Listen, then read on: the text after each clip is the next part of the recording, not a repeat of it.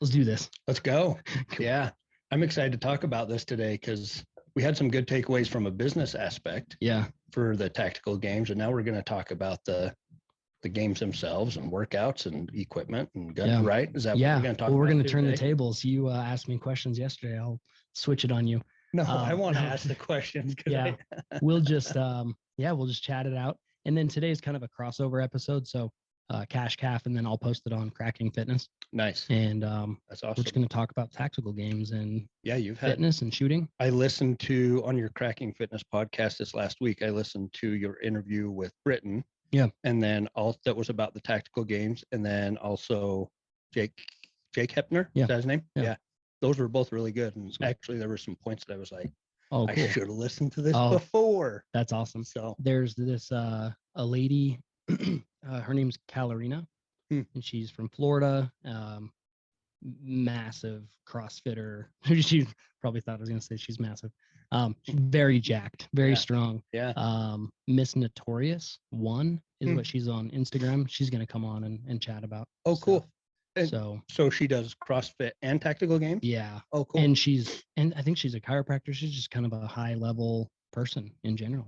Was that the one? Was she at Utah? She wasn't. No, we were. I was just Instagram messaging her, and she wanted to get out there but couldn't. I believe I could be speaking out of turn, but I think she's doing Oregon. Okay. And she's back east, so probably does a lot back there. There's a lot of tactical games back east. Yeah, I know. I was noticing that. I wish they had more out here. Yeah. But someone told me it was ranges. The issue was ranges. There's actually a lot of ranges back east because there's not as much land. Because we just go shoot wherever we want. Yeah. Which makes it really bad for the metal detectors. I'm trying to think. Maybe we ought to buy, or how many acres you need. I mean, the Rexburg one would work. Yeah. I mean, it's a good enough facility. I think that it would work. Yeah, we need to talk to him about a skirmish. It would. Yeah, and I was looking at that. It's funny because previous to us going down, I was like, yeah, I just want to go down and have fun and hang out, So I didn't really look at a lot of the information. Yeah. And then now I'm like diving in and looking at all of it because it was cool. But there is a ton of skirmishes, I noticed. Yeah. A lot of them. Well, and one day, you kind of hold back that first day because I hold back the first day because I know I'm going to be competing the next day. Yeah. One day skirmish. Yeah, you just go all out. Lay it all out. Yeah, for sure. I think it'd be fun. It would be a lot of fun. And less of a production to have to go down and stay for 4 days. And you know what I mean? Yeah, very true. Like you could probably drive down the night before or drive down that night and, do like a one hotel room type, one night hotel stay kind of thing. And cool. But so I was noticing on, that there was that girl that was in front of us at the shooting one, the aggregate. Is that what it was? The aggregate. Oh yeah.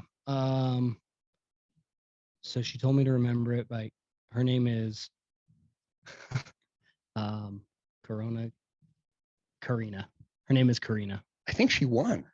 Yeah, I think she did. That's awesome. I was like looking through the pictures and I was like, oh, like, hey, we talked to her. That's way cool. Yeah. Oh, and so then, she's going to be on as well. Oh, cool. Yeah, good. In just a couple of weeks. That's awesome. And then the guy that I judged the whole time. Yeah. Because and we can maybe talk about that a little bit later. But the guy that I judged the whole time got second in our division. He got second really cool. Because you were his judge and you were pushing him along. So you were you were motivating to him. So that was one of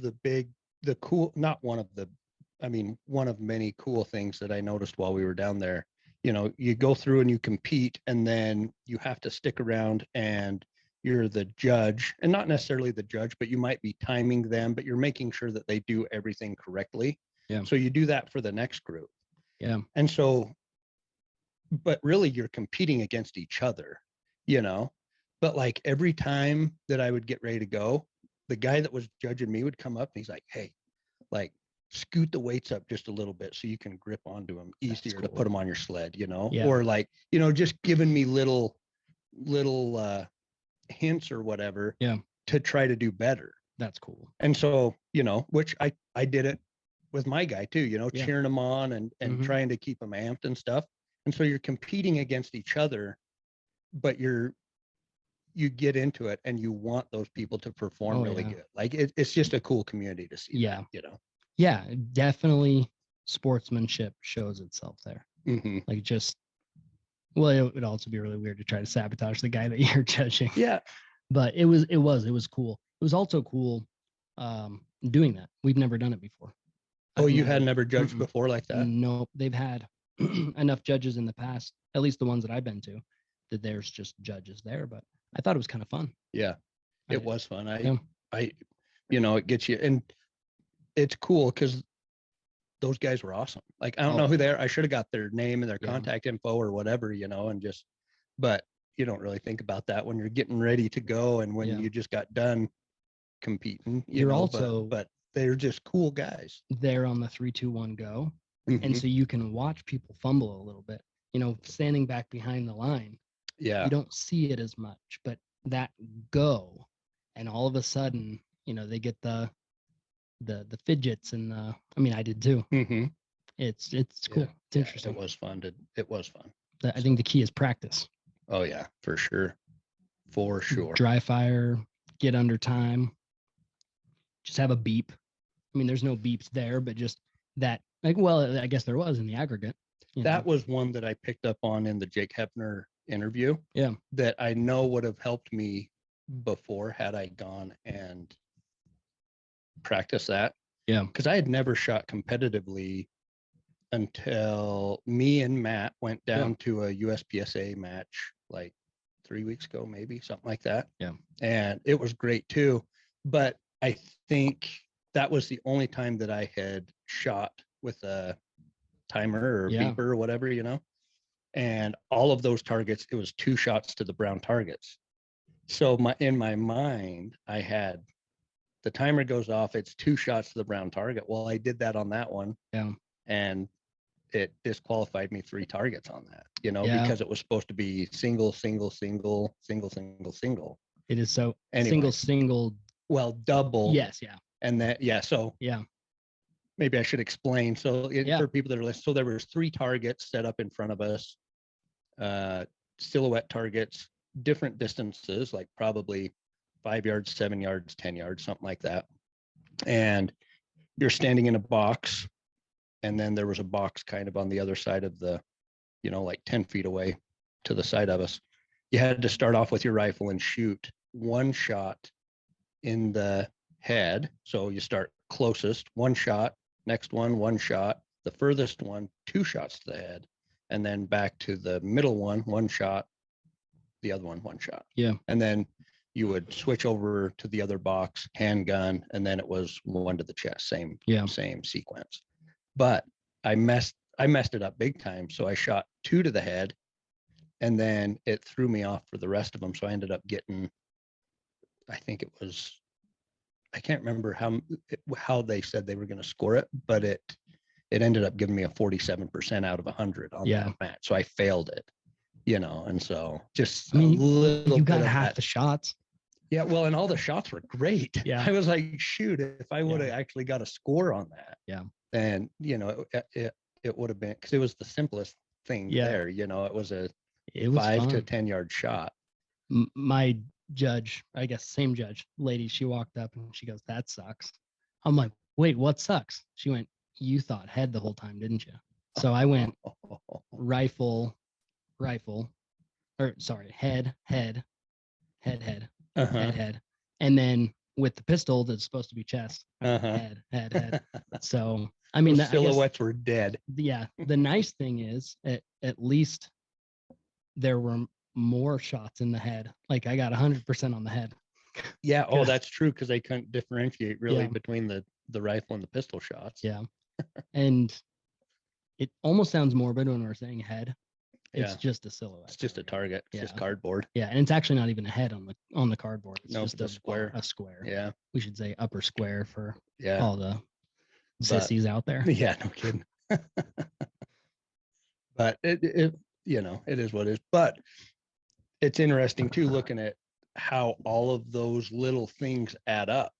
That docked each of us 25 to 30 points if we would have done even decent on that and got, 20 an extra 20 or 25 points on that, it would have bumped us up almost to the top 10 or in the top 10, That's so pretty cool. so it's interesting how all of those little things, a little bit of time here and a little bit of good shooting here and everything, just it all adds up, especially when you're doing 8 events over 2 days. Yeah. Which crosses over to business and to fitness. The little things add up. Yeah. Like, sorry, I just burped. No, The little things add up into burping. The C4.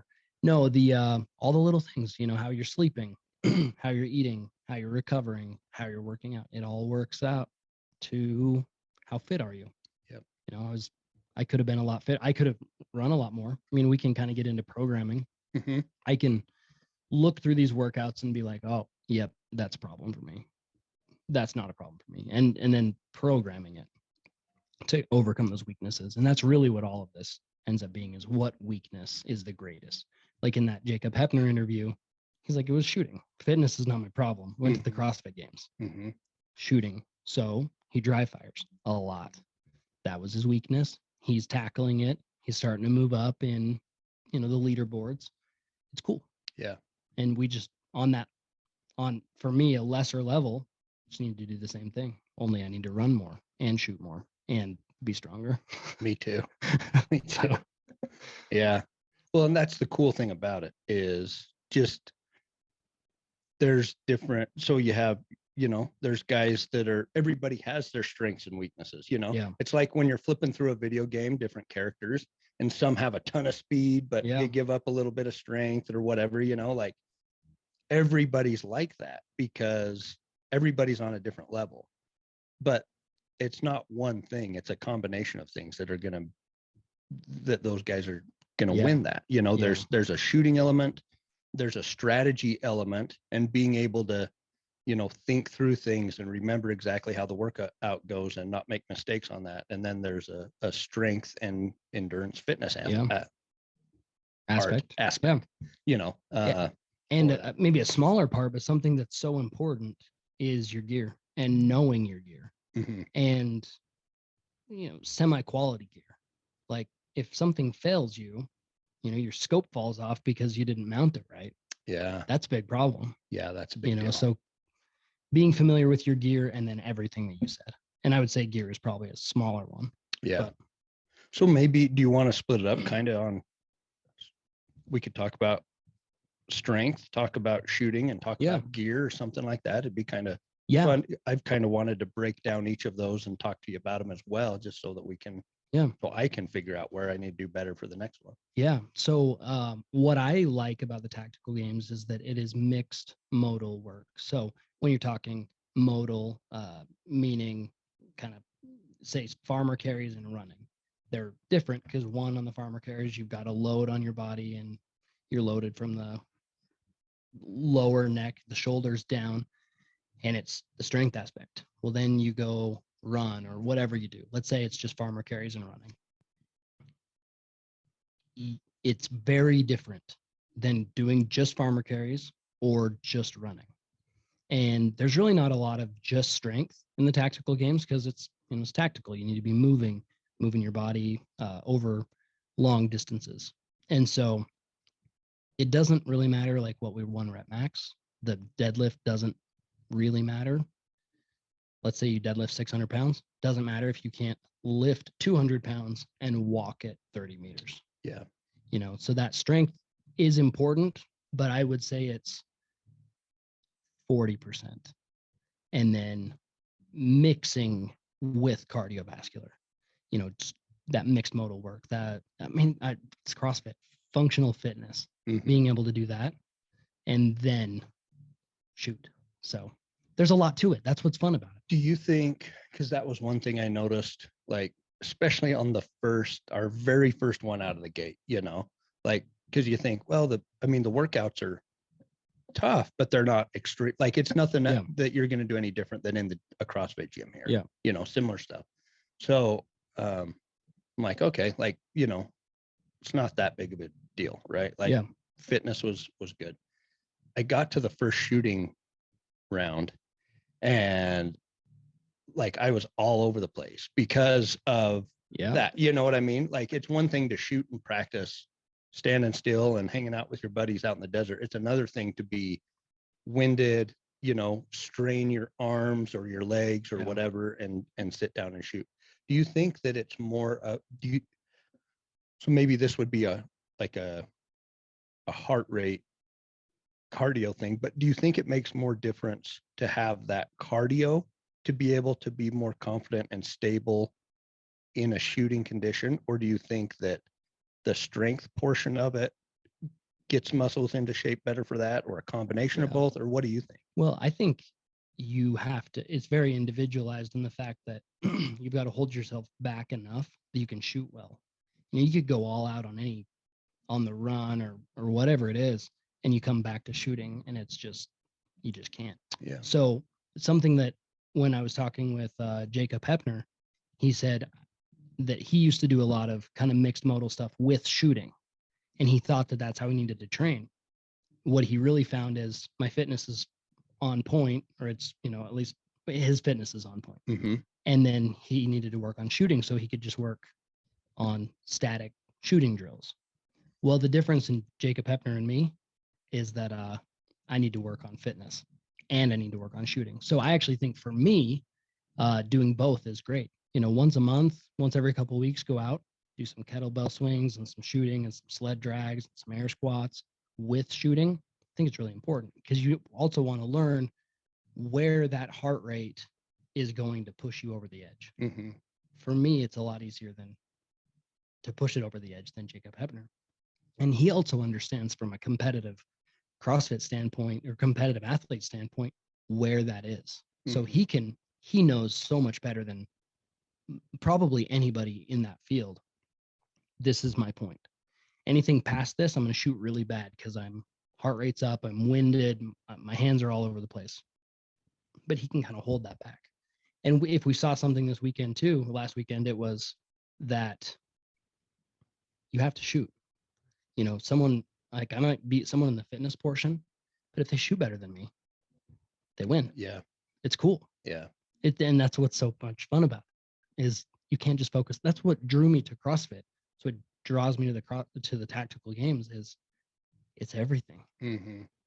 Yeah. It's not just, and it's fun because you can, if it was just fitness, it would be hard for me to go and compete and do decent because it would attract, that would be the focus. Well, when you break it up and you have strategy, shooting, and fitness, it changes the landscape big time. You can, for sure. Like there was guys down there that were just ripped. Yeah. Like you look at some of those guys and I'm like, oh my gosh, that guy's going to work us over on his this. arms were the size of my quads. Yeah. Huge. But they're still, to be honest, guys that didn't have huge muscle mass did better just because they're not having to energize all that muscle the whole time, like all the guys on the leaderboard or on the podium, I was looking through pictures, none of them are all that jacked. But they're, they are strong. They have, very good cardio, I'm sure, and then they can shoot. But it was just interesting that a lot of guys that were just huge, amazing to see how, absolutely. Just incredible physique. And they probably put in a lot of work with working those muscles, getting those muscles larger, and then cardio. They're probably doing both very separate. It's not that mixed modal work. So, they can grab those farmer carry handles like they're nothing. Yeah. They could deadlift it 100 times. It's all good. But as soon as you start to have to walk with it, get that heart rate going, then all of a sudden it's different. The best thing that they could do from an individualized standpoint is just look, hey, what's my weaknesses? Okay, well, I've split up cardio and I've split up weightlifting. I've got to add them a little bit together. And mine's kind of the opposite. I need to go run more. If there's anything, I was like looking at the hills. I'm like, okay, I'm going to walk up the hills. I'm going to run down the hills. And then I would just jog down the hills straight up. If I ran more, I'd do much better. Yeah. So I came in and ran. And mine was lifting. Like if my takeaway was go lift more, go Yeah. do more CrossFit type stuff, And so one cool thing about the tactical games is, one, if you're gonna buy a belt and a gun and a vest, buy a little bit extra and get a sandbag and a farmer carry handle. yeah, You you've got know, about you everything. have just about everything. Mhm. You come into a CrossFit gym or a functional fitness gym and there's ski ergs and rowers and squat racks and all this stuff. But then you go to the tactical games and it's things you'd see in real life in an actual battle. Mhm. So I had to grab something and drag it. Maybe that's a person. Maybe that's a target. Whatever it is. Even when we go shooting, you got to take the targets out there. Like it's all relevant. I was thinking too, just grab a cinder block. A lot of Absolutely. that stuff you could Yep. do with a cinder block Yeah. and throw it up over a bar and get yourself up over a bar, Yeah. like that's I've find programmed an old wall, an Yep. old freestanding wall somewhere and jump up over that wall 100 times or Yeah. whatever, I mean, I've programmed workouts for people, and it's grab something heavy and go 3 miles. yeah, Like, well, what do I need to grab that's heavy? I don't know. Something heavy. Well, how do I carry it? However you need to carry it. Like it's kind of cool. yeah, And that's actually something that would probably be beneficial to everybody is grab a cinder block and go 3 miles. You don't have to run. You don't have to just walk. And you're going to notice really quick that you're going to hold it kind of like a farmer carry and that arm's going to get tired. You're going to carry it on the other side. That arm gets tired. You're eventually going to put it up on a shoulder. You're going to figure out ways to carry it hmm and you're going to get a lot stronger. that's what I actually did on my run is I actually just took the sling completely, like took my rifle completely cool. off. But same thing, I'd have to run in my right arm and left Yeah. arm and all that. And I probably burned out my arms doing that. I don't know, but it was, but Yeah. doing that Yeah. would get in shape for that. Yeah. I was putting boards up today, just framing our house, and my arms are getting tired. I was like, this is awesome. Yeah. My arms are getting tired. I'm getting better at this. And that's something that I think, well, I've never thought about really in the past, or at least before 10 years ago, is everything we do can get us stronger if we allow it to, hmm or make us weaker, I guess. Like when I was younger, we had a ton of lava rock. I grew up farming. And so we spent so much time moving lava rock. You Yeah. can pick it up and move it into a bucket and stuff, but you grab it the exact way you grab those big, heavy sandbags to get them up over that bar. I'm like, man, that's just go pick rock. That's all you Yeah. need to do. And you'd be ready for that one. Like there's so many real life examples that you can use for fitness to get ready to that, for that kind of stuff and to stay in shape. That's cool. Have you heard of Rich Froning? Yeah. So he won the CrossFit Games. I read his book. I remember yeah. it was a really good book. Yeah. It might be in the book then. He says his parents used to give him jobs, like go move those fence posts over to the other side of the lawn or whatever. And he'd do it and they'd say, okay, we don't want them there. You can put them back. Go. And he's like, it sucked at the time, but we made it fun.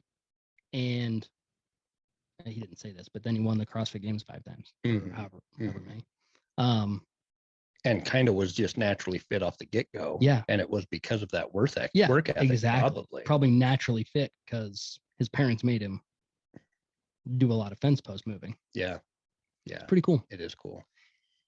Yeah. That's what I like about the tactical games. And I've said it several times, but just that it is everything. You could be super fit. You could be Jacob Hepner and you're not going to win it. You could be some really good shooter and you're not going to win it. Mm-hmm. You could be a strong man and you're not going to win it. You could be an endurance athlete and you're not going to win it. You've got to be all of it. Yeah. Well-rounded. Yeah. Yeah. It was cool. So from from an endurance standpoint, because we talked a little bit about strength, and I guess what I said there maybe didn't, it's not really all about strength. It's got to be mixed modal. It's got to be moving heavy loads over distances. That's the strength. Then, well, with that, we want to think progressive overload.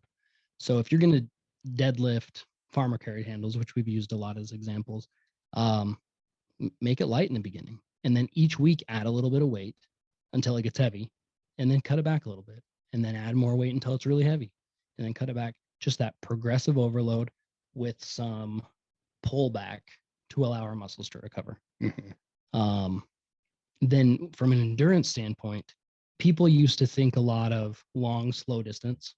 So long run, slow, go over a long distance. Yeah. It's really not scientific in any way. They just thought, well, if I'm going to run a marathon, I need to go run a lot of marathons. Really, we should be sprinting a lot Hmm. with a lot of recovery in between, and then your running is just going to get faster. Yeah. So I ran 30 minutes this morning, and I was like, no, I probably should have sprinted.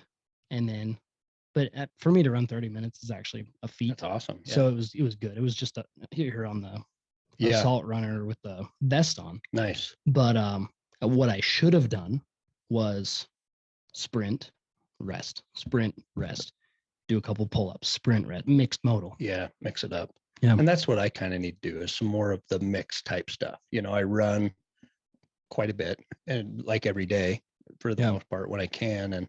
And so that's what that's what I like to do. And so I do it Yeah. because I enjoy that.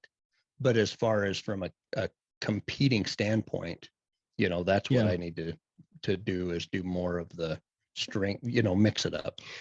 When it shifts to competitive, you have to just find your weaknesses and tackle them. Yeah. So if a weakness was strength, then then you break it down. You go through the workouts and you go, okay, or the battles. You go, okay, the sandbags were difficult. It's time to start lifting a lot of sandbags. Getting up and over that yoke was difficult. It's time to make that yoke 2 inches higher and set a overtrain a little bit. Yep. Mm-hmm. Yeah, I like that. Overtrain as far as the difficulty goes. Don't overtrain Yes. your body. Yeah. Yeah. Yeah, exactly. Like one thing that where I went with that as far as thinking is like when I run, and I don't do this so much anymore just because I try to run as many hills as I can. But when I was starting and I was having a hard time running hills, I would find a very small incline.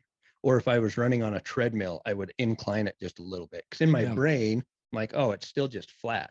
Yeah. But it's amazing how a little bit of an incline can really work your body without you knowing that you're doing it that much, you know? Yeah. And so it's kind of a trick that you can do. So raise the bar an extra couple inches. Yeah.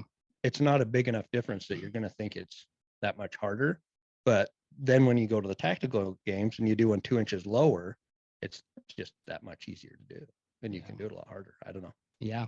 What you said about the hill, it also applies to business and to fitness. Yeah. So, you know, you think I just raised it a little tiny bit. It's barely inclined. What happens 30 minutes later? You're 1,000 feet higher in the air. Yeah. You know, just that little tiny. Well, we talked about the power of marginal gains. Yeah. You know, that's all it is. Yep. We can do it in fitness. We can, you know, instead of doing a whatever weight sandbag, doing 5 pounds heavier. You're not going to, you know, like, or maybe 2 pounds heavier or a pound heavier, you know, or your vest, you know, 15-pound vest, make it a 16-pound vest, 17, and then take those 2 pounds out. Yep. It's huge.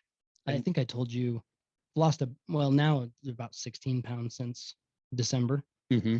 So when I was at 14 pounds, I started wearing the vest a lot more. And I was like, this is crazy what 14 pounds is. Yeah. It's weird. So, you know, that's something too that people can do is if you're trying to lose body fat, lose a little bit and then throw on some ankle weights that weigh that. And you're going to be like, dang. Yeah.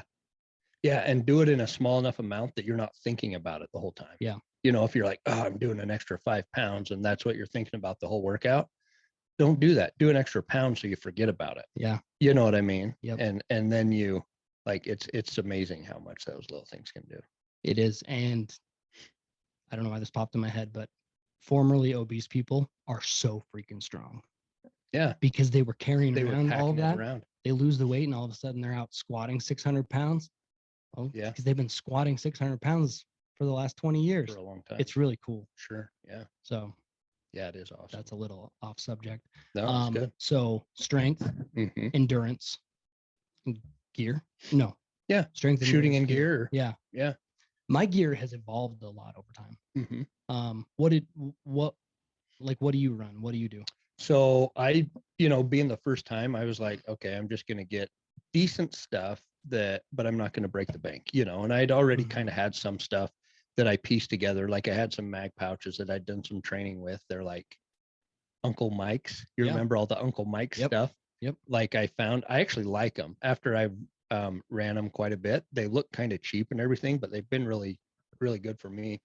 They don't even, none of my stuff really fits on my belt correctly. It's not like Yeah. belt stuff, you know, for like a, I guess, what would you call that? Like a battle belt or a molly Mhm. belt or something like that, you know, like a duty belt, I guess is what Yeah. kind of the right term would be. But I just kind of made it work. My holster has it's like a regular belt mount, like a leather belt that you'd wear with your pants. And so I was able to just take that back off and then put it around the belt and screw Yep. it back on. Yeah. So I just tried to piece it together. You know, kind of my mindset for the first one was like, well, I'm not going to buy a bunch of gear if I don't Yeah. know what to expect and what's going to be best anyway. Yeah. So put together what I can, buy the things that I need, and then once I go down and compete, I'll know what I need and Yeah. I can get it from there, you know. So I kind of pieced together what I could. I did I did have to buy a belt. I didn't have a belt like that. So I bought a belt like that and it was just a, you know, a relatively cheap one off Amazon.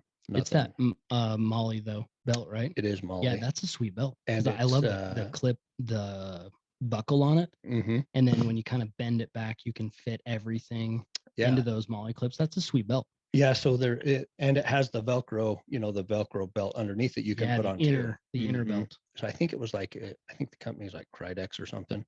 Like honestly, it's probably an airsoft Yeah. thing, you know, an Yeah. airsoft belt or whatever. But it worked fine. I think I'll probably stick with that belt. And then I had so on my belt, I had a mag pouch that held 3 AR mags. And then on the outside of that, there was 3 pistol mags, kind of all in the same thing.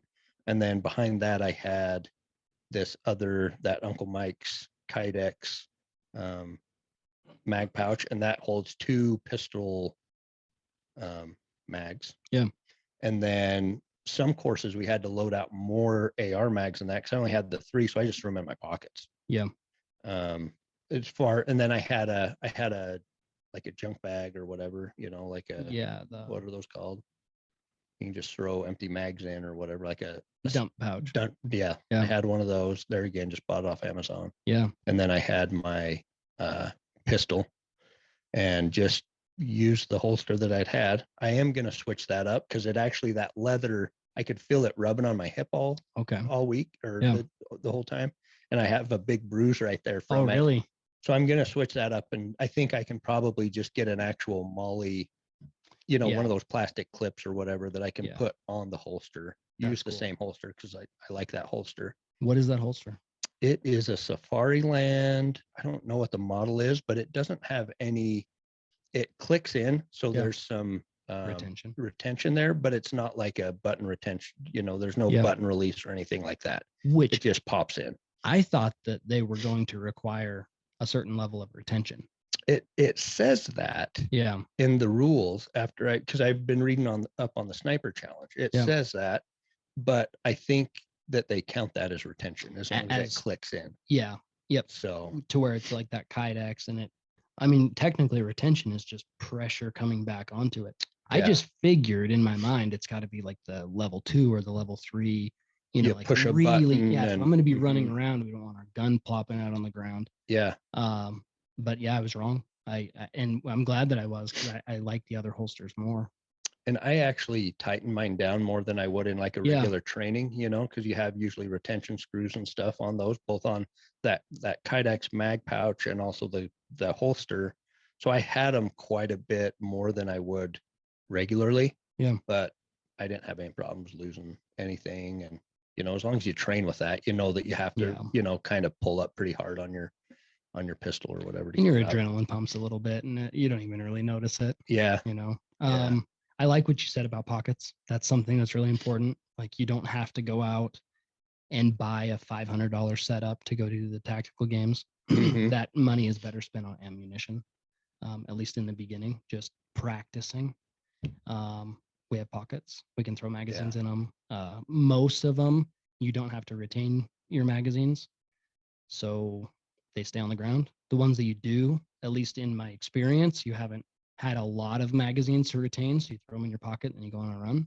Yeah, that's what I did on that run Yeah. one actually, is which it was kind of wasn't the greatest because I had like 3 or 4 AR mags and and the Yeah. Glock mags too, all in that. So it was bulky. Yeah. But I mean, it's not going to be comfortable doing a lot No. of this stuff. So you just gotta Yeah.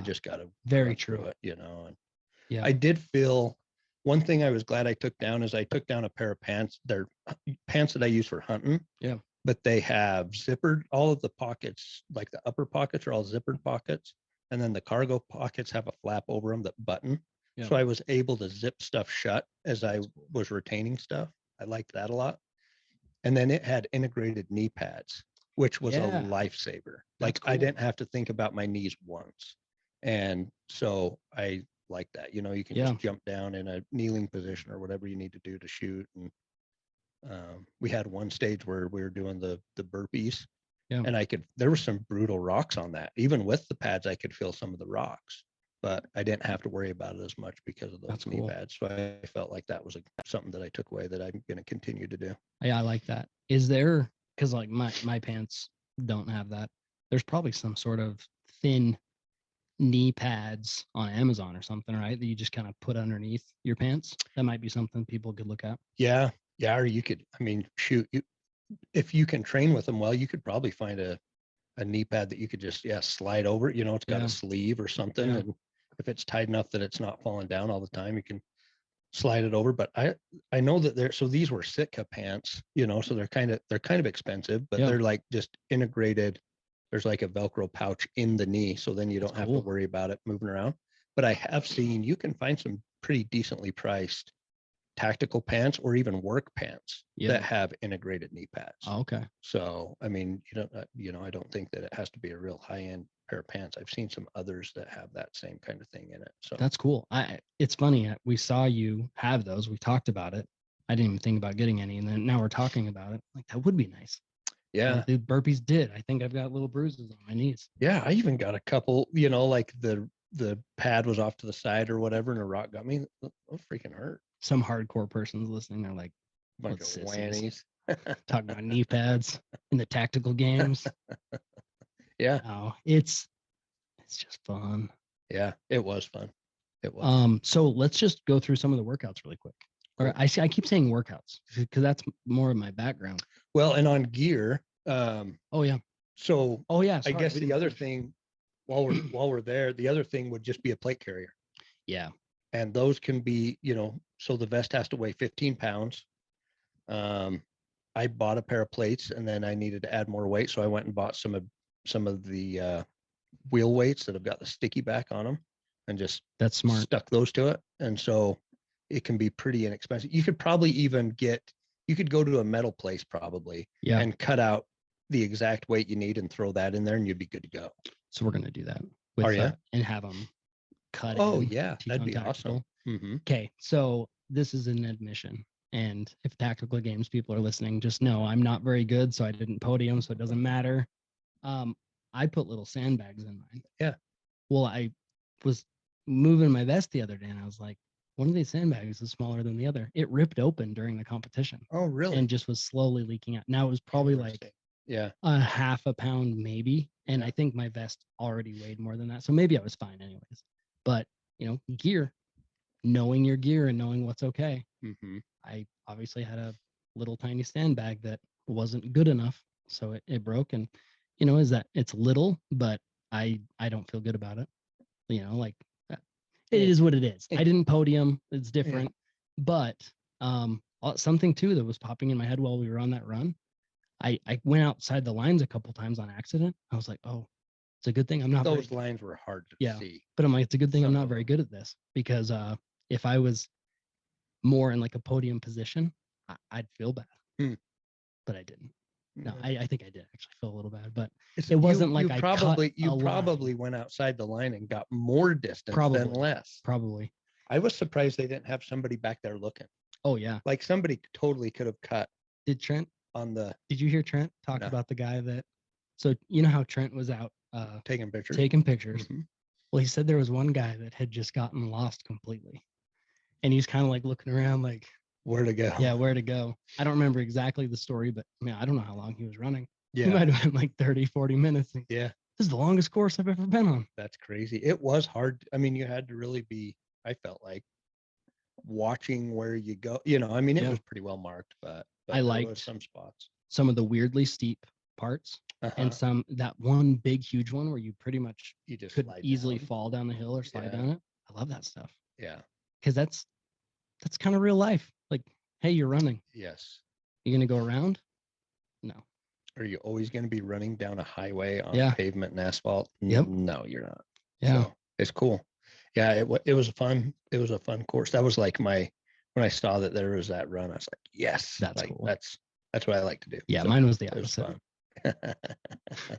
It's good. So, but I'm trying to think what Yeah, else as any- far as gear goes. I mean, we can just look over here. So, Um, you don't need mag pouches because you've got pockets. You do need a plate carrier, and that is one where I would tell people, don't go the cheapest. You also don't need to go spend $300 on a vest. But I've had a vest that was very cheap, and it was a piece of crap, and it was very uncomfortable. that's what I was going to say. Do you think you say it's a piece of crap from it didn't hold up standpoint, or it was just It was uncomfortable and just you didn't like it? uncomfortable. It probably would have held up just fine because Mhm. it was probably overbuilt, and that's why it was uncomfortable. Yeah. Just very awkward. It didn't tighten to your body. One thing I really like about the 511 vest is it's got the elastic that comes Mhm. around. I do that T-Rex one now because it was just the most low profile one that I could find. Mhm. But there's so many different. I mean, Blackhawk makes one now that's pretty nice. Rogue makes a couple that are nice. And there again, 11. I mean, you can try the Amazon Yep. stuff. Absolutely. Order something from Amazon, let it get to your house and Yeah. try it on. If you don't love it, send it back and Yeah. return it. Which is I mean, what I did on the first games. Like you had said, I didn't know if I was going to really like it. I didn't know, so I didn't go all out. Then mhm. once I found out I liked it, I was like, okay, I can budget this in a little bit more, and Yeah, there's a few things that I'd like to get. I think and- that's the important part right there is not thinking you have to have the best Oh, stuff right yeah. out the gate. No, well, there was a guy in our heat, and he's like, I'm just running a red dot here today, guys. Like, I know there's going to be some long shots, but I'm just running a red dot. I'm like, sweet, Mhm. you're here. That's the important part. And it was cool. He probably said that with a little bit of, self-consciousness, because I don't know why else he would have said it. Nobody was like, yeah, bro, I can't believe you're just running a red dot. It was Yeah. like, that's actually pretty impressive. Yeah. Like, curious to see how you shoot. Like, that's all. If you're hitting that 200-yard target with a red dot, that's awesome. Yeah. So And I saw there's a lot of people that had red dots. it was, There was a lot of people that ran stock, yeah, whatever rifles, Yep. I mean, and a lot of those people did just as well, if not better than some of the people that Oh, were yeah. running high end stuff. Yeah. I do think, because I kind of was like, oh, I'll just run an AR I have sitting at home. Yeah. I'll run a stock Glock. That's what I like anyway. But, Yeah. Which was fine, and really was fine. Like, Oh yeah. was great. But then when you come away, if you want to do it again, then you can take those things and say, okay, I want to get some different, like I came away and on my pistol, I'd like to I want to get a different trigger Yeah. and get different sights, Yeah. Yeah. I just think that would help a little bit. Yeah. Not necessary, but I think it would help. So, that's something that you can do after you go and figure it out. You don't need to spend a ton of money to get into it. I agree. Madison Armory is yours a Gen 4? Yeah. They've got Gen 4 Geisley Glock triggers. Oh, really? Yeah. I saw them yesterday. I'll have to go check it out. Pretty sweet. I mean, they're, I think like $85, something Oh, like that's that. not bad. But they looked cool. That's all that matters. Nice. Love it. Well, there's nothing wrong with a Geisley. Yeah, what I mean? exactly. Yeah. So, We have pockets. You need a holster, but it doesn't have to be on a belt. I mean, okay, a belt that goes around your that's true. It waist, doesn't need. but it You doesn't could have to wear a be- leather belt. yeah, it doesn't have to be Yeah. a battle belt. Hmm. You do have to have a plate That carrier. might actually be comfortable. Yeah, Just Yeah. throw a regular belt on. I don't know. there's nothing else. I mean, you need a pistol and a rifle, and then they Mhm. need to fall within the rules. Which one cool thing that I've really appreciated about the people who run the tactical games is they leave it up to you. As far as like, no one's ever asked me about a silencer. Mhm. I have the paperwork just in case, but no one's ever asked because it's up to you. I mean, ultimately in life and America with the flag in the background, Yeah. I mean, it's up to us anyways. And I appreciate that they do leave that up to the individual. They're not asking for Yeah. all the stuff. Yeah. Yeah. Check-in was pretty simple. Like, like they weigh your vest. They were weighing guns. I didn't know, is there like a weight limit? Okay. I didn't I think know. I they didn't were. see that Now that I'm thinking that, maybe not, unless they were just but comparing someone's gun. maybe. But the muzzle device does matter. Yeah. Yeah. If you can't have a muzzle brake, which if no one knows what that, I don't even really know what that is. It helps with recoil, but it shoots the gases off to the side. And so if you're Yeah. neck and neck with someone on the shooting line, it can, like that percussion, They that get the gas and yeah, the everything gas. else. Yeah. Yeah. Yeah. On mine, I just had, it's called a flash can. Yeah, So it doesn't have any holes or anything in the side. It just puts everything out the front. that's cool. And they were great with that, Yeah. and I just had, my rifle was nothing special. It was literally a PSA kit gun, Yeah. and ran fine. PSA Palmetto. Mm-hmm. That's awesome. Yep. On I like their stuff. an Anderson lower. That's cool. I kind of a little bit, and this has nothing to do with the tactical games, but you always see the posts on, in those AR groups of guys like bagging on it and stuff. Yeah. But it's interesting because I've seen some other ones where this one in particular I'm thinking of, there was, everybody was talking about whether they like Palmetto or don't like it or whatever. Yeah. And this guy got on, he's like, I own a shooting range in Las Vegas and we track every round out of each gun that gets shot and Yeah. our, to know what our maintenance is going to be and everything else. And he's like, we've shot everything over the years. And he's like, as far as manufacturers go, and Yeah. he's like, Palmetto holds up just as well, if not better than a lot of the other brands, That's awesome. So I was just curious, and I'll probably keep running that just because I'm curious of the reliability. If I'm going to use that as a home defense gun and anything else, I want to know if it's going to be able to perform. Yeah. And so far it has. I didn't have one. I had one, just a round that was a dud. Yeah. When I was shooting. So pop that out and good to go. But no mishaps at all with my gun, either of them. So it was good. When we were shooting through the square target, my recoil, I guess, is such that the slide kept hitting that. So I malfunctioned a ton, like probably 5 times. It was kind of crappy, but that's what's great is you learn. Yeah.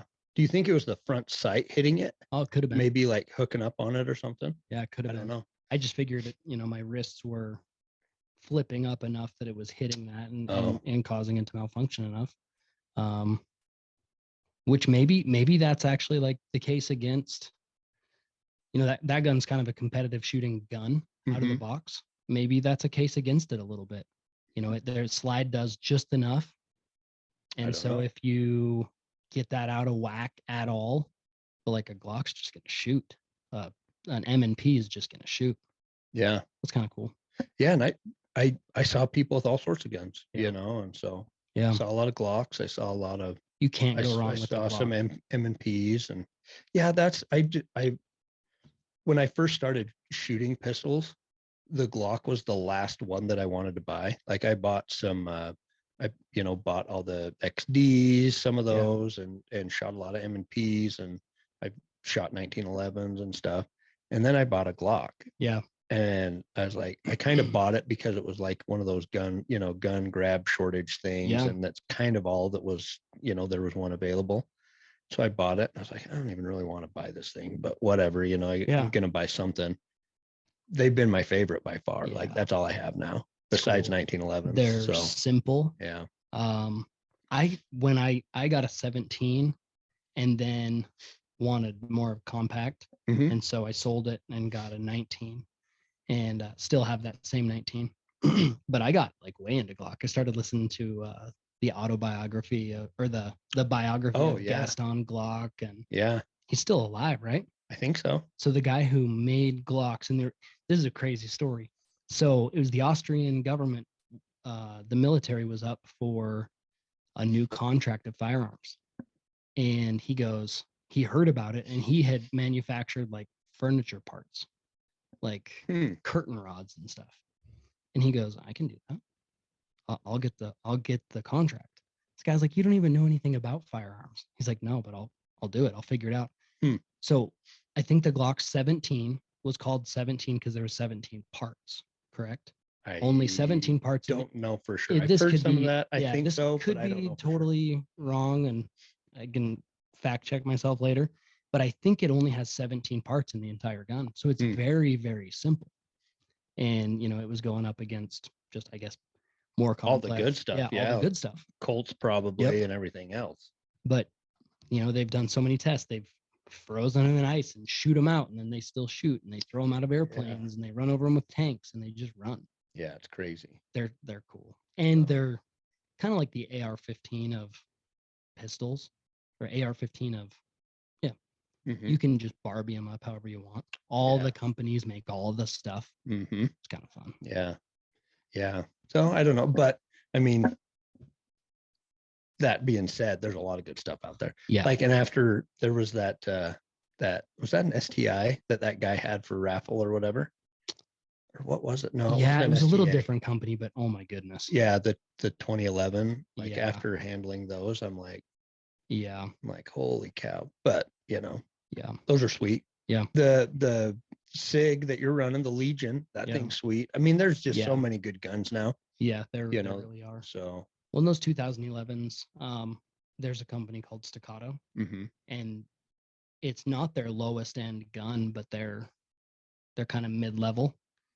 It's 2000, and then once you move up to the next one, like their competitive one, it's like $4,600. So it's not even a little jump; it's a big jump.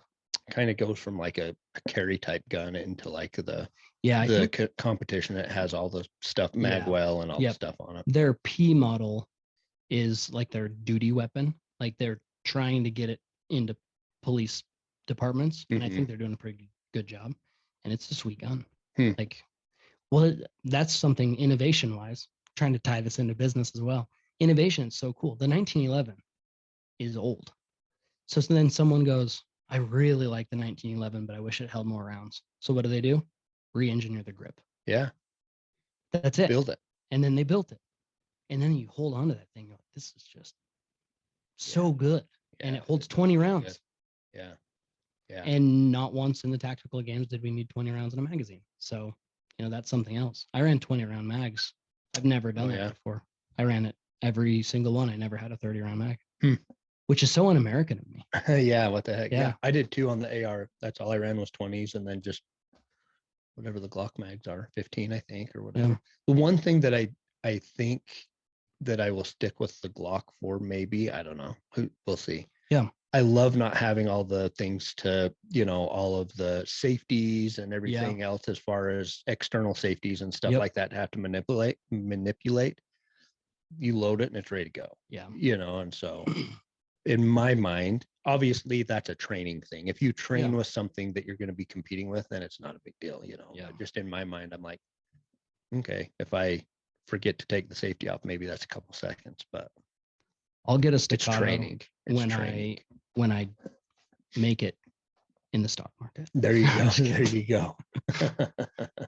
No, I mean, really, like, I think we've kind of hit on this a lot now. You don't have to go out and buy the nicest belt and the nicest plate carrier and the STIs and just go have fun. And if it's something you like, then dive. Like I'm all, me. Like if I like it, I'm gonna dive. Yeah. But I gotta like it. So go figure it out. Do you want to just jump in a little bit into the workouts, into the battles? Let's do it. And then we ought to review a couple of them. That'd be fun. Because usually people don't really know. You see pictures and you see some videos. Yeah, I had no idea going into it. Well, it's kind of like us in the sniper challenge right now. We actually don't know. Yeah. Because there's not that much information out there. showing. You can go watch videos, but it only shows a couple long range shots and some people running. So I don't know. Well, and it's kind of funny too, because you don't even know how many rounds. Like with the Yeah. sniper challenge, they don't have that post anymore. So it's funny too, because the Jake, I think, was the guy that was sending us emails from Yeah, the Jake tactical guys. Mitzel. Yeah, something like that. And so, which that kind of stuff drives me crazy because I want to know what to plan for, Yeah. like how much of this should I take? How much time is, you know what I mean? Like I just kind of plan Yeah. ahead a little bit.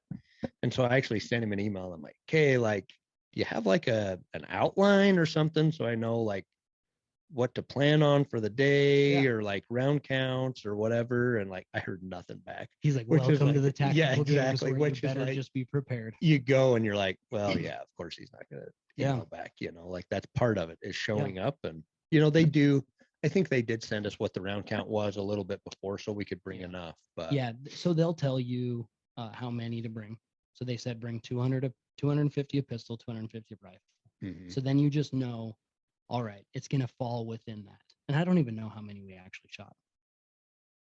I was thinking, And I guess I don't think it was 200 of each. so. Let's see. But We'll just do the rifle really fast. So 33 plus 32.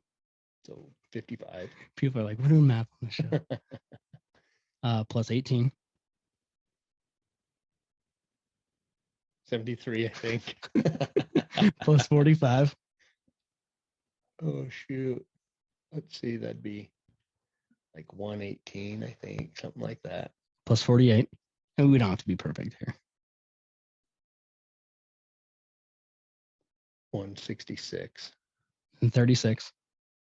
200 basically. Sweet. So we shot 200 rounds of yeah, around close to 200. that. So they'll at least tell you. And like, pistol was probably a little bit less than that, honestly. Yeah. Because there were some of those rounds that we loaded up like 15 rifle and 10 pistol. Yeah, that's true. So anyway, but yeah, Yeah. let's run through some of the workouts and just talk about it Yeah. a little bit. Did you have a favorite one? Like, was there one that really stuck out that?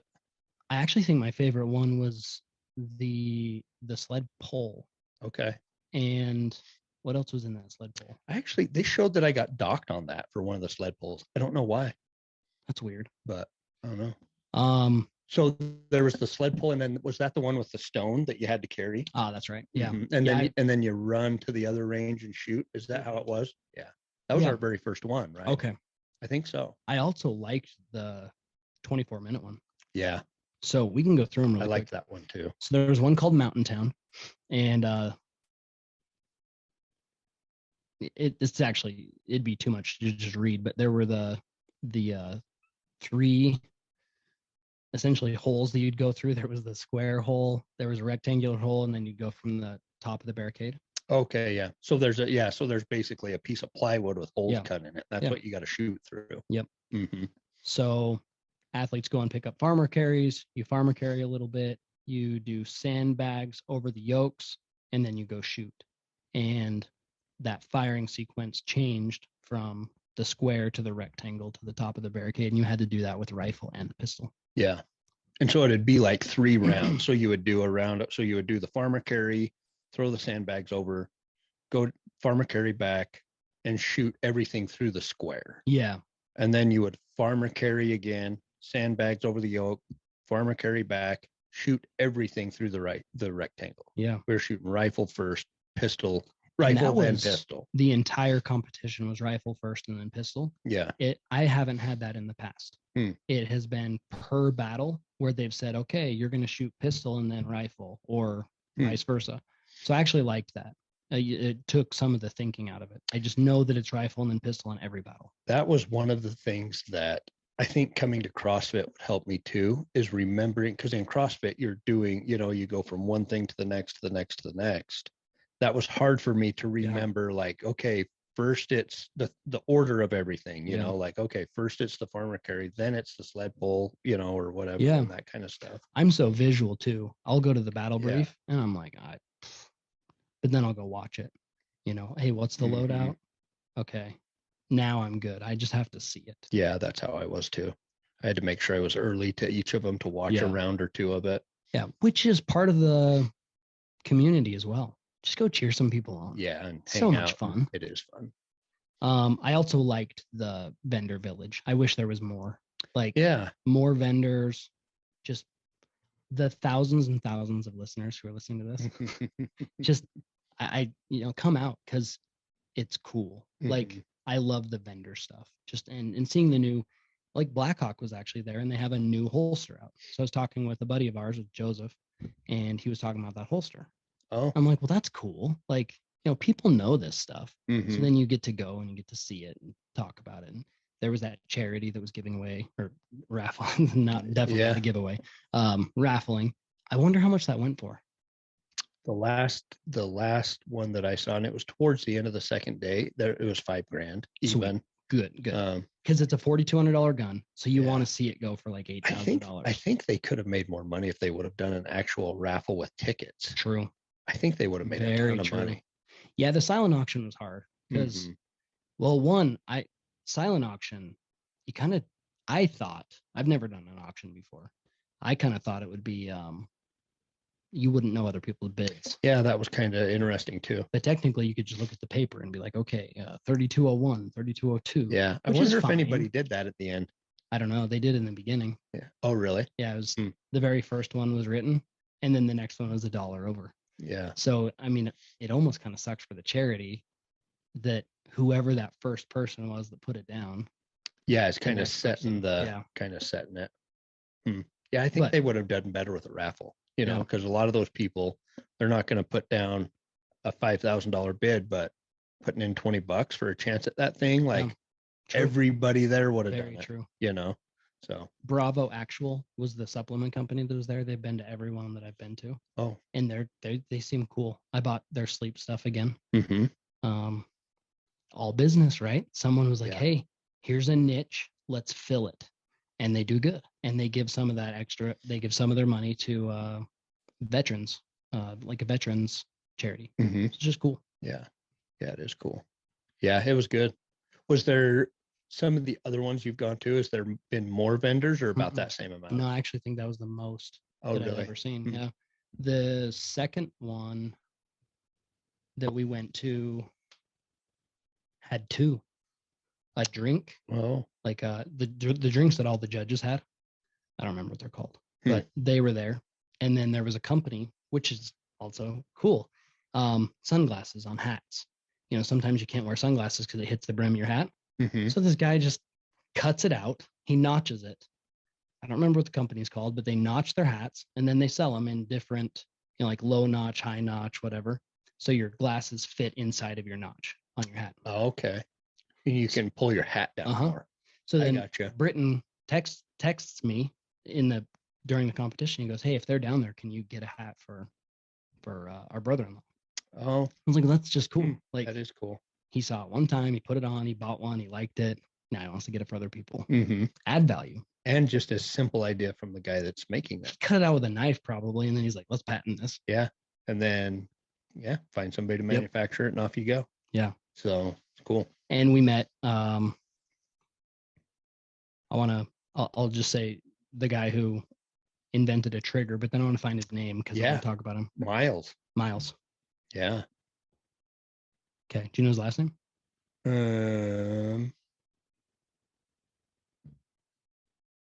He's in my phone as Miles Trigger. So no. Let me pull him up because give him a shout out because so cool. That was got my. Yeah, I apparently had. I was messaging him on Facebook. That's awesome. Or like he had commented on something, shared. Oh yeah, that was something. really nice of him. It was. Yeah, that was cool. But yeah, we're planning on talking to him on the podcast, so it'll be hopefully next week. Gillette. Yeah, sweet. Miles Gillette. And like we talked about that yesterday with the networking. Yeah. And just cool. Yeah. To like he was one of the ones too that was just cool to see what he'd done. Mm-hmm. And had, and he wasn't even there like as a vendor or anything like that. He was there judging. Yep. But he'd brought some of his stuff and was just showing stuff. Yeah. People as triggers because he was excited about it. Well, and he didn't even show it to me. I saw it laying on the table. I was like, hey guys, just curious. Like, Oh, really? what is this on the table? Yeah, he didn't say anything. Huh. And then he's like, well, that's actually, I invented that trigger. I'm like, what? This is awesome. Yeah. That someone's there judging that invented a whole trigger system Yeah. and then licensed it out. We'll talk. Yeah. We'll 'Cause we're talk gonna- about all we're that. gonna It'd have be to good go to get his whole story on that. Yeah. But So I don't know much of it, but I want to. yeah. And I want him to be so insanely successful. Mm-hmm. You're willing to go out and make something like that happen. Yeah. And what is it? It adds value to people. Yeah. I just wish that I had a gun that would aim itself. Yeah. No kidding. That's what I need. Yeah. I was I was like, I wasn't worried about the AR shooting at all. Like Yeah. I was like, oh, this will be cake, you know, because everything was, well, and I guess shooting distances, we could talk about that a little bit too. Oh yeah. But, you know, ARs, I think the furthest we shot was 100 yards was, you know, Yep. which, I mean, Yeah. great, you So know, what you're zeroed well, in and at, I so have, it's- yeah, and I have a 1-to-6 power scope, I think, Yeah. or something like that. But just being under stress like that and Yeah. being, you know, having your heart rate elevated and everything else, my Yeah. shooting was terrible. Well, and your heart rate's elevated, your respiratory rate is elevated, and you're standing on a lot of them. Mm-hmm. You're, you know, people aren't seeing my head go around in circles. Like it's actually tough to shoot. So much fun. Yeah. Like all I keep saying, just fun. You know, you're on, so it's like tink, and then one time you're on twice. It's like tink tink because you just know that you're good. Yeah. And then you hit that steel. It just sounds so good. You're waiting for it. Hits it. Like, oh yes. Yeah. Yeah. So it was good, but I steel. was surprised that it was that hard to shoot, you know, Yeah. you know, as far, and not hard, just that I need to work on that. Yeah. Which tackling those weaknesses. That's what it's all about. And that's in everything, even in business. Find your weakness and either hire someone in that place or tackle it yourself. Yep. Same in fitness, same in nutrition. Like my weakness is just overeating. So I just limit myself on how many hours in the day I can eat now. Yeah. You know, just stuff like that. Yeah. I think the important thing is just making the effort, you know, like we kind of talked about yesterday when they say go, like it's time to go. Yeah. Whether you can, a lot of that stuff, like I mean, I've done similar stuff, but there's a lot of stuff that I didn't know exactly how to do necessarily, but you just got to figure it out on the fly. Same with business, you know, when it's time to go, you just go and you figure it out as you go and you make it happen.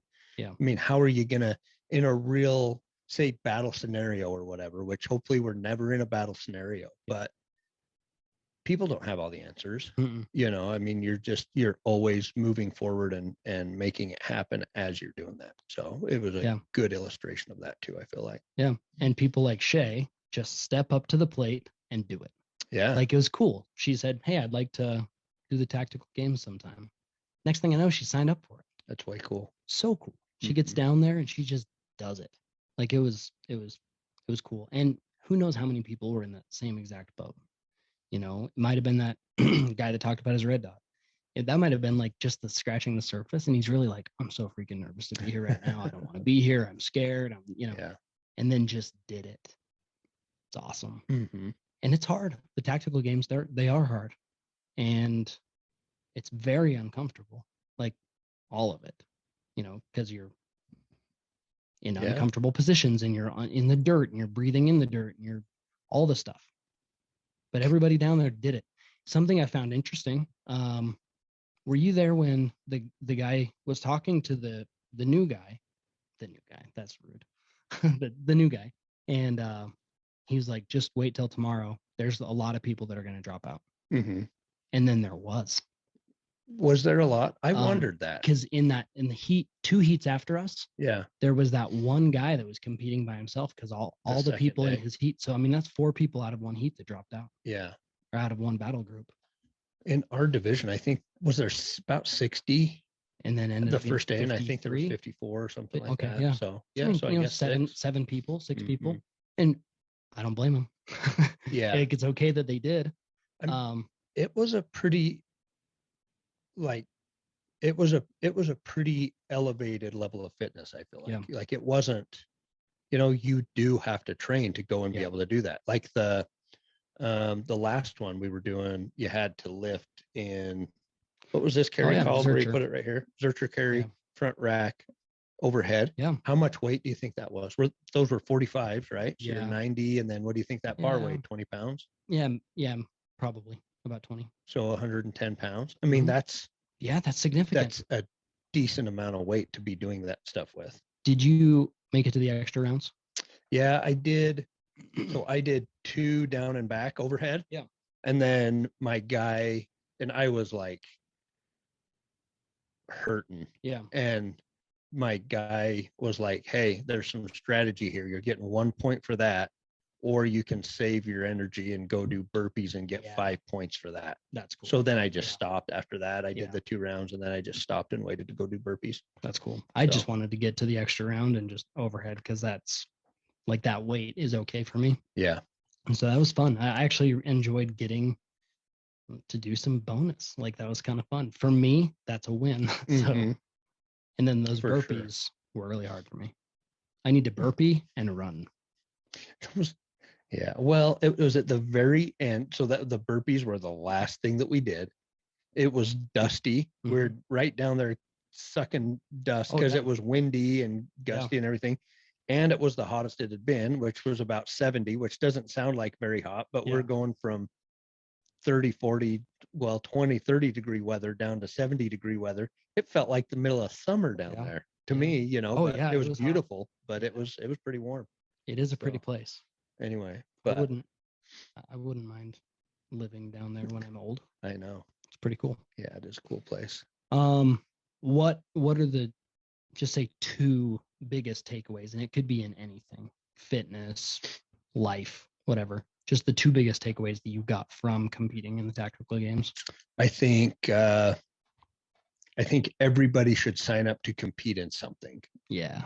Like, you know, like Yep. going down, I was kind of like, well, I'll just go have fun and whatever. You get in and I've seen this too with like races that I've run and stuff like that. You get around those, you know, people that are fired up, it fires you up, and it just kind of gives you some energy for Yeah. life in general. Yep. That maybe you didn't have before. Yeah. You know, it's exciting and it's fun. So I think yeah, number 1 takeaway is just sign up for something and compete in it, and just compete against yourself. You're not Yep. competing against other people. My other takeaway,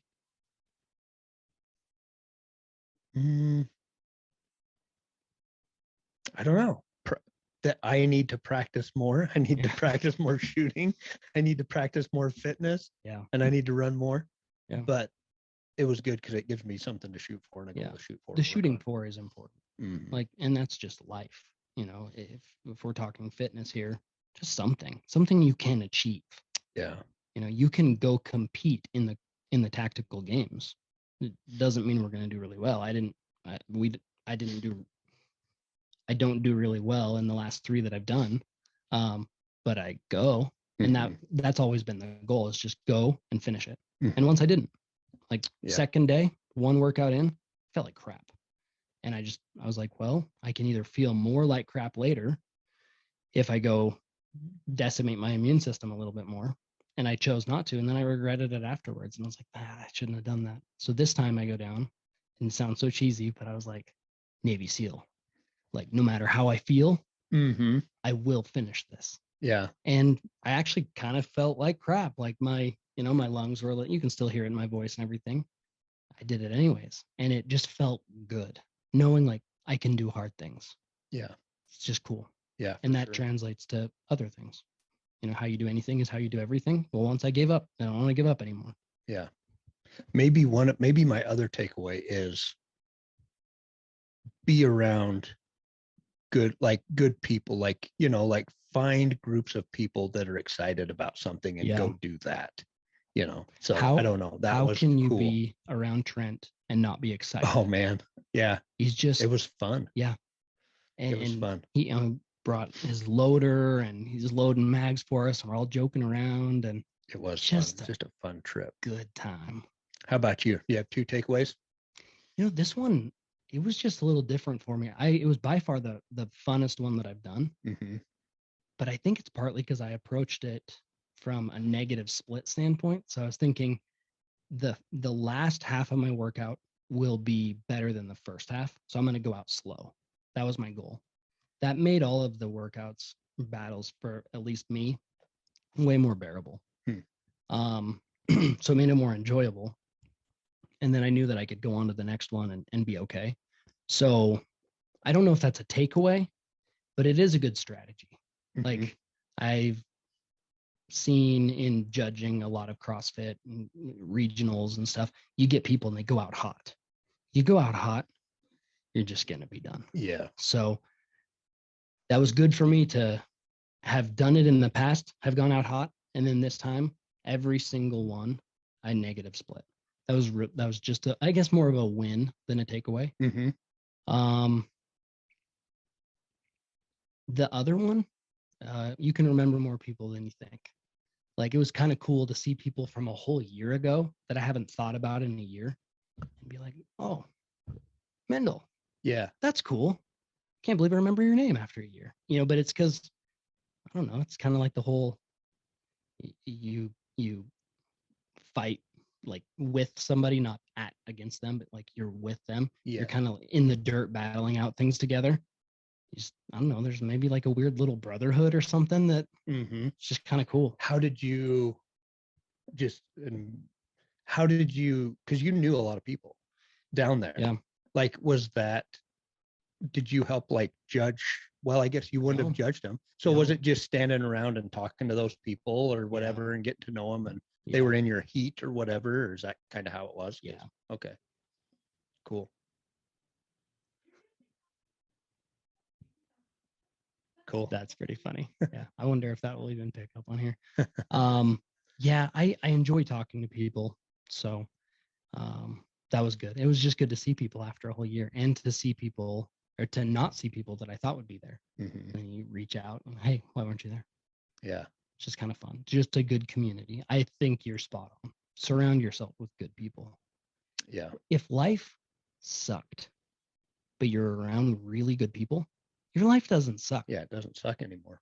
So you could be malnourished and have no money.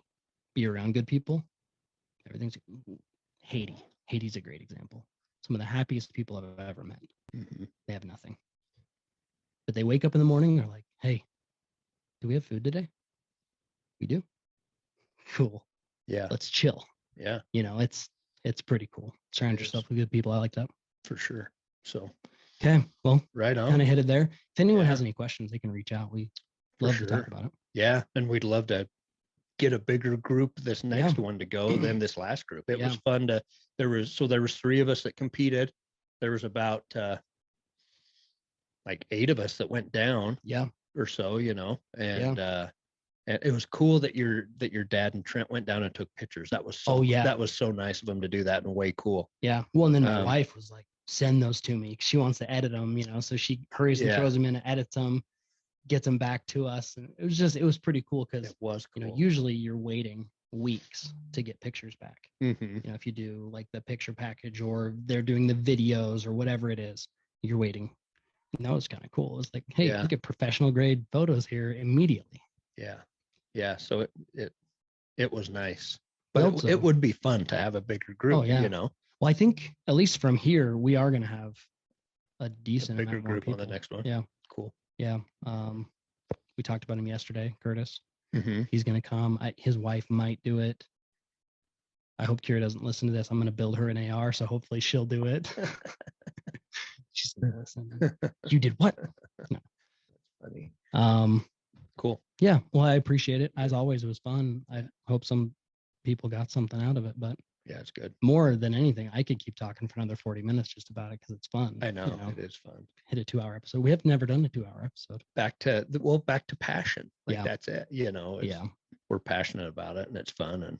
And so it's you can just talk about stuff that you're passionate about all the time. And people should. So go start a business around something you're passionate about. Totally agree. So that's a good way. And we'll have more to talk about. We've got the Sniper Challenge coming up. There's the one in Bend, Oregon coming up. And so there's more to talk about later on for sure with the same subject. So it'll be fun. Be great. Sweet. Okay. Well, thank you. Yep. Thank you. Have a good day. You too.